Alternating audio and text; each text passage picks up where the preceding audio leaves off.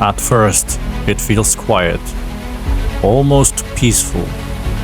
But this waterfall, it's massive, frozen on the outside, but you can feel the force behind it. And I'm about to push closer than I probably should. The margin for error is almost nothing. One mistake and the drone is gone. Let's go.